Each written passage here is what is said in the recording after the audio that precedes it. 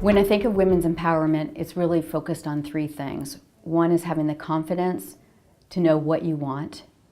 Two, to have the capability to know how to do what you want. And then third, to have the courage to actually make it happen. Confidence. That's one thing that a lot of women struggle with. Empowerment is just having the freedom and confidence to do whatever you want without hesitation or restrictions, or regardless of your sex or gender. The ability to take charge, to make things happen. A sense of accomplishment or fulfillment. Changing the attitude about what women can do and should do and what they're entitled to. To tap into that strength that I know I have and enable somebody else to see that they too have the potential to become themselves and have the confidence to just pursue it without feeling inhibited or afraid. Creating an environment where people feel like they're working with you and not for you, or that their voice is less than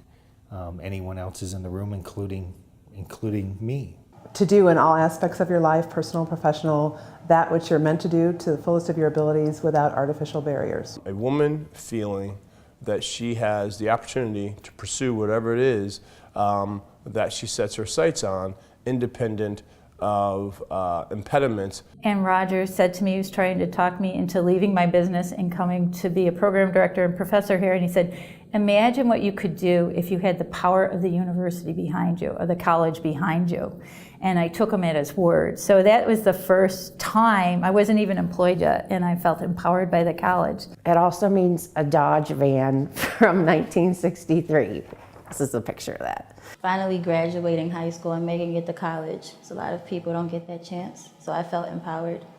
So I sat there with my brother, waiting for my mother to come out of my father's office, and probably within 2 minutes, smoke started coming out from under my brother's baby seat. Having a team that I work with that, so it's a good team where we have a good, strong collegial relationship, we're respectful, we're direct with one another. I waited and sat and waited until my mom came out. And my mom came out in this sheer panic, because at this point smoke is now pouring out of the van. And she grabbed me out of the van and grabbed my brother out of his seat, and she sat me down on the sidewalk next to the van. And she said, first of all, she made sure I was safe, and that was nice. And then she told me, I'm terribly sorry, I've done something wrong.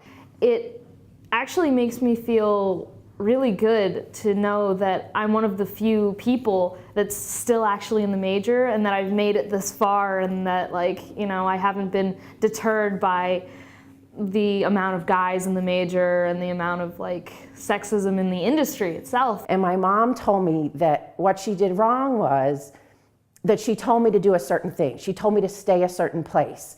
And what she wanted to teach me, and she told me to do, is that she wanted to teach me how to learn to think for myself. The times when I feel most empowered is when people support me and they have my back. And the system and structure are supporting me in my best way. They would be lifting me up. We can talk about anything, but always in a way that's respectful of everybody in the classroom. And that to me is what's really one of the really critical features. The other critical feature is to make sure that women's voices are heard both in the classroom and in the material that we're talking about in the class. One of the interesting data points that I've read is that teams that have a majority of women on them are more effective than teams dominated by men.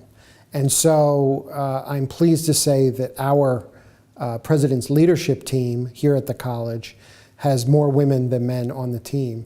And I think it makes for a better environment as we try to solicit diverse opinions. Women having the confidence to lead, to empower others within their organization, and to be strong providers of support and feedback to their teams. In order to get women, or anyone in this world, to the level of feeling empowered, they must bestow a level of confidence. I believe it's motivation that can come from yourself, empowerment that can come from yourself. It can be supported by others, but I think it's most powerful when you do something or you're surrounded by people who make you feel empowered. There is a moment in which we can come together and honor the myriad of voices and experiences of what it means to be quote, woman in our world right now.